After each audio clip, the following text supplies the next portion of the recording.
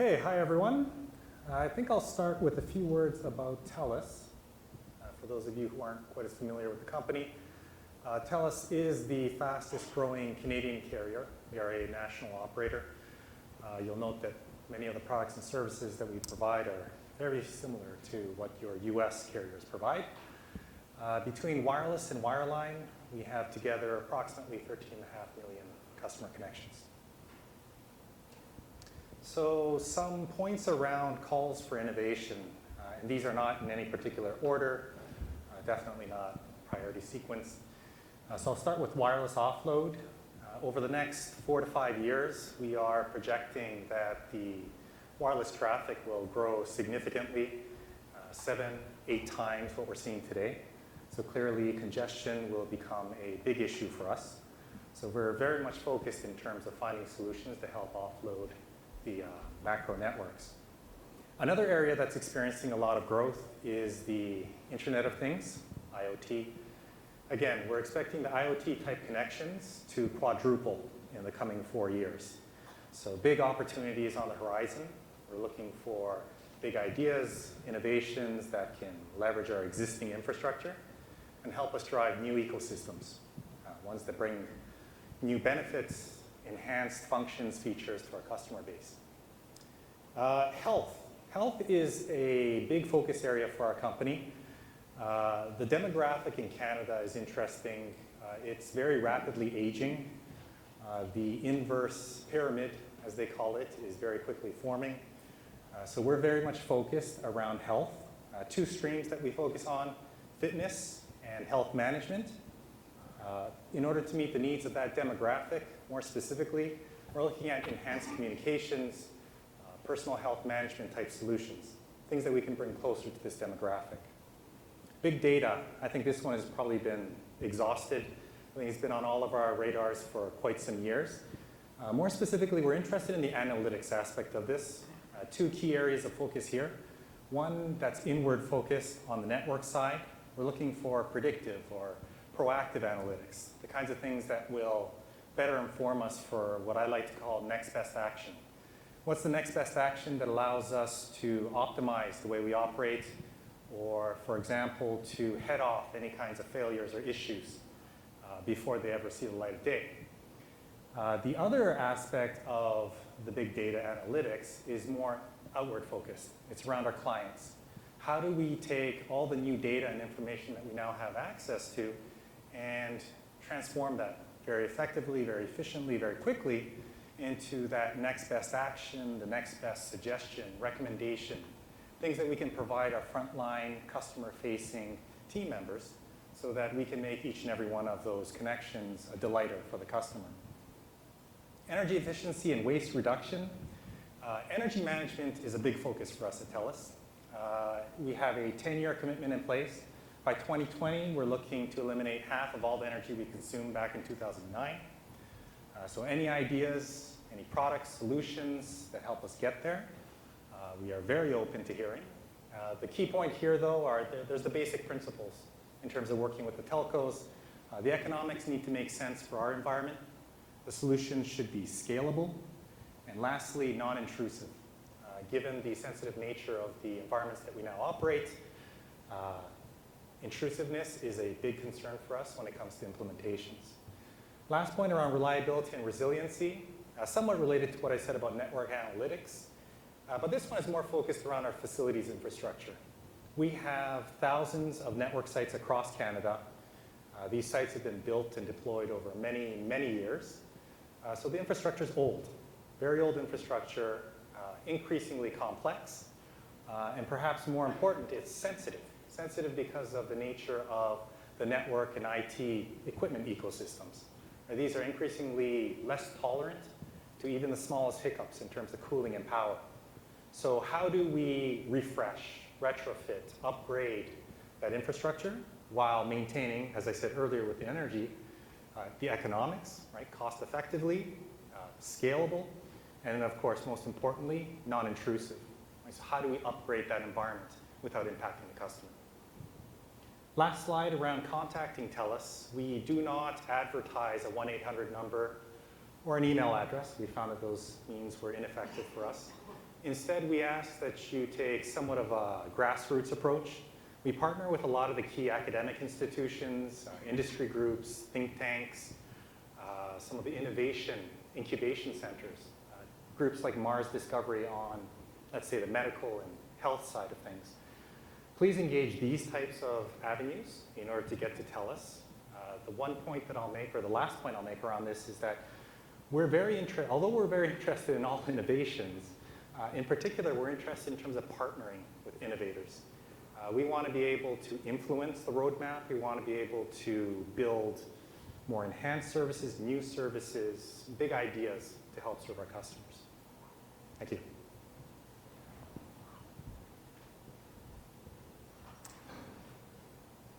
Thanks, Hitoshi. My name is Dave Hudson. I'm the CEO of Vigilent.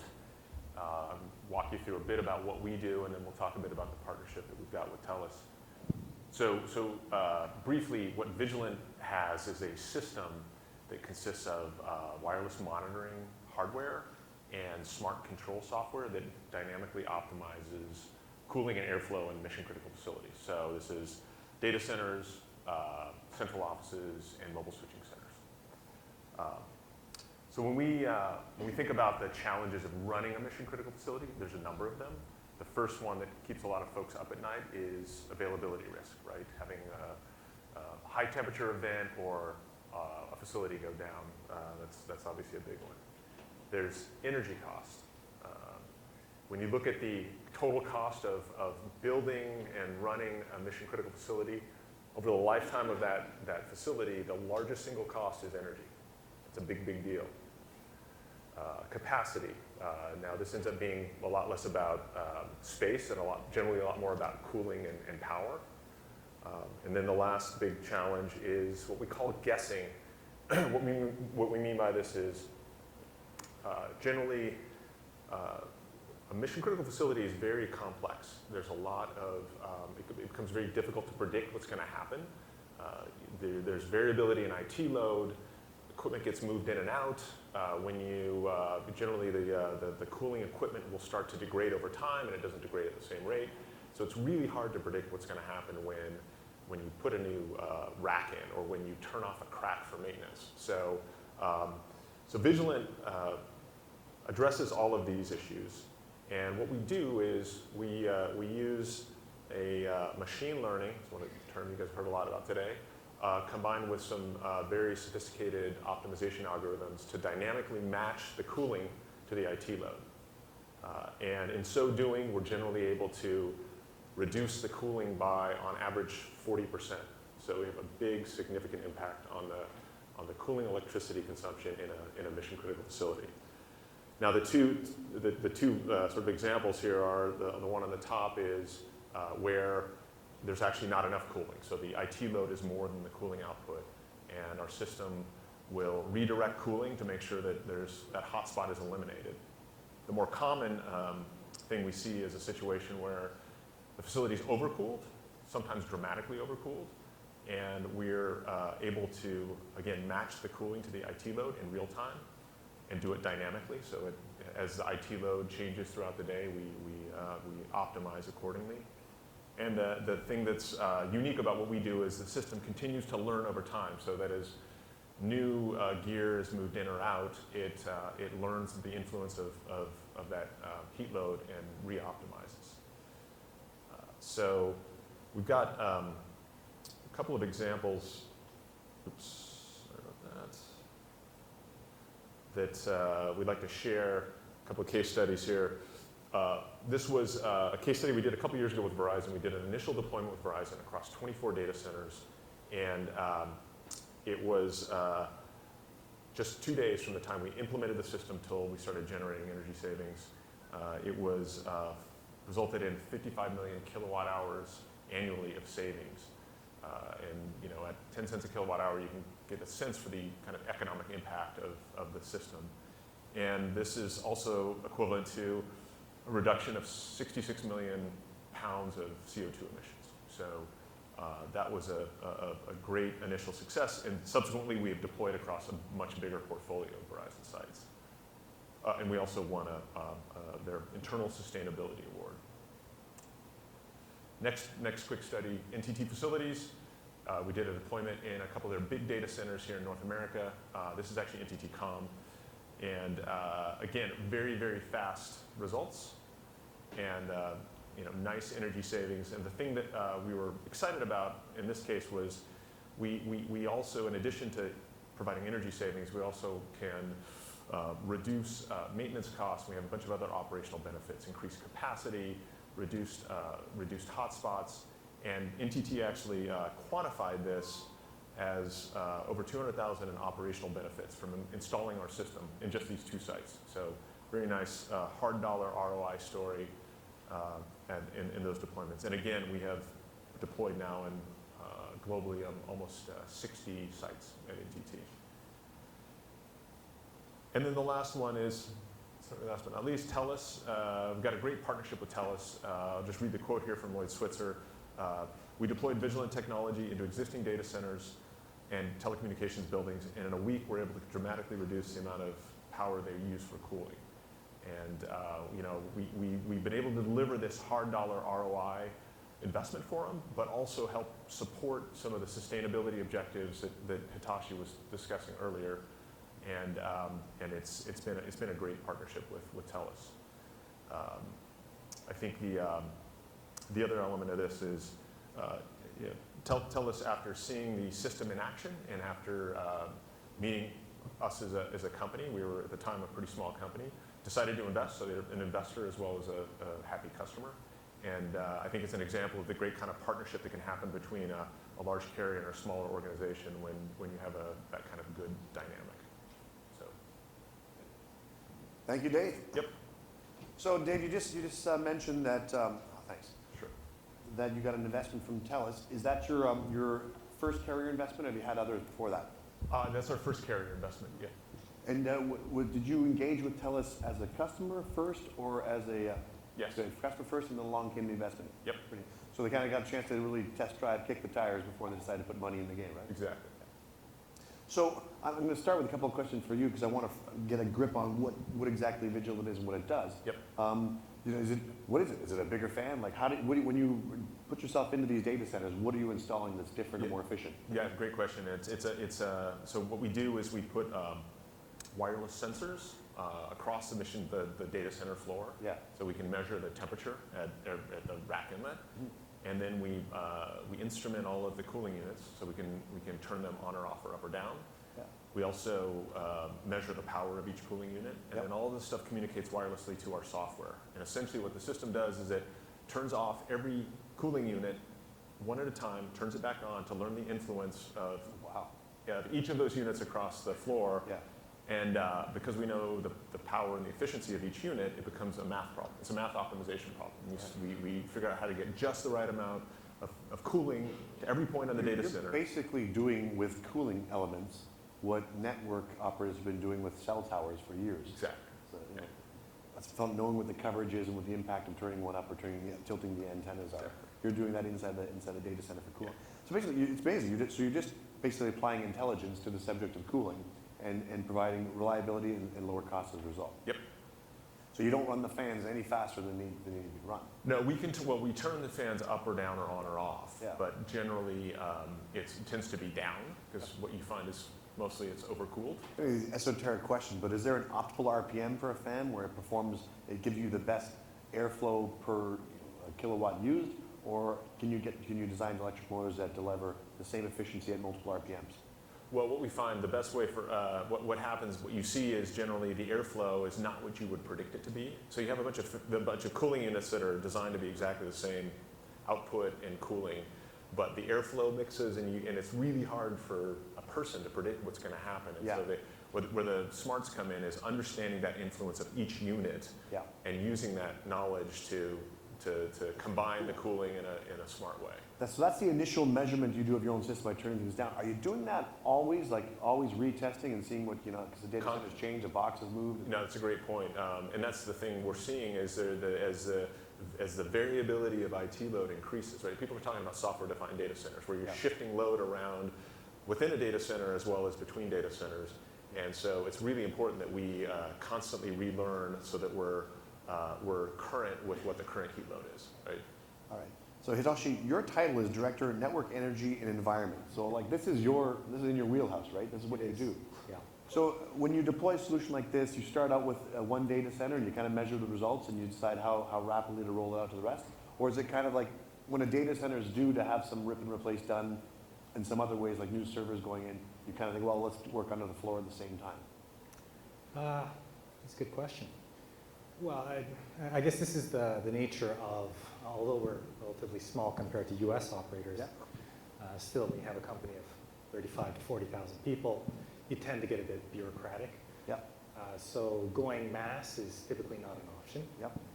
And we're Canadian, so we're very conservative. So we typically like to start with one site. But we very strategically chose the site. Yeah. It was a site where it's a critical site in terms of the services we provide. Can you tell us the location, or is that? Well, it's in Toronto. Toronto. Etobicoke. It's one of our mobile switching offices, actually. It's not, I mean, it's data center space, but it's not so much a data center as much as it is an MSO. Yeah. But it's one where we had supposedly squeezed every ounce of efficiency out of the site. Yeah. But we were still struggling with cooling capacity. And in fact, we just installed some new crack units the previous year. And so we thought, why not pick this site? If we make it happen, then it's that much better in terms of telling the story. So a question for both of you. Do you guys, so this solution, in some sense, you have the luxury of you've got a company, Dave, that doesn't ask a carrier to change the way they're doing their current network. You know, you're kind of, when we sit under the floor, we're going to change the way you blow air. So it's not like, do they take that, good, that's not mission critical, or is it much to the opposite? They take it, no, that is mission critical, it's just as hard. Well, I think anything related to cooling in a mission critical is by definition mission critical. Yeah. So it takes a lot of work on our end to convince folks that we're not going to do anything that's going to create a bad event. So there is a pretty big hurdle for us to get over to educate customers and validate and share case studies and whatnot so that they get. How do you feel like a Hewlett-Packard that wants to sell, an NFV box or an NFC solution into the carrier? Do you feel like you have a similar, like we need to meet that 5 nines, we need to be tested and piloted, or do you think you have an easier path? I don't know. It sure doesn't feel easier. I don't know. Well, I mean, this went into our thinking as we built the system. There's fail safes at every possible point. So we literally tested it to the point where there's nothing that can cause us to turn the cooling off when we should. How many? The default on a solution as well is always everything on. Yeah. Yeah. All right. So if any problems, it just flips itself on and blows it. But I mean, the one thing I want to add to that, though, Yeah. is with the Vigilent solution, if you think back to the calls for innovation on our side, it actually hits on 2 or 3 of the areas that we're focused on. Yep. Well, energy, obviously, but as well, the analytics aspect of it. Yeah. So obviously, I mean, the Vigilent solution, because it automates the balancing, which was a big challenge for us because of the behavioral aspect of it, but as well the technical expertise. You just don't have technicians sitting around who know how to optimize and balance the cooling Right. in an equipment room. So I mean, Vigilent was providing all those solutions. Do you do that? Do you buy that as a service now from them as well, or is it strictly an equipment purchase? No, it's an equipment and solution purchase. It's the IP within the Vigilent solution Yeah. So there's that an ongoing, constantly monitors and balances. so there's an ongoing.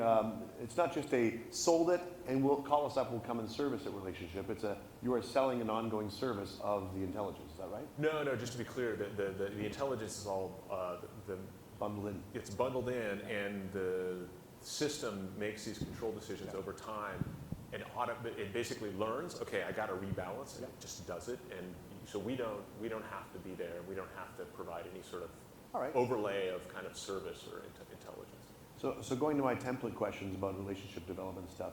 How many carriers do you work with at Vigilent? So we have. Let's see, we're at 5 now.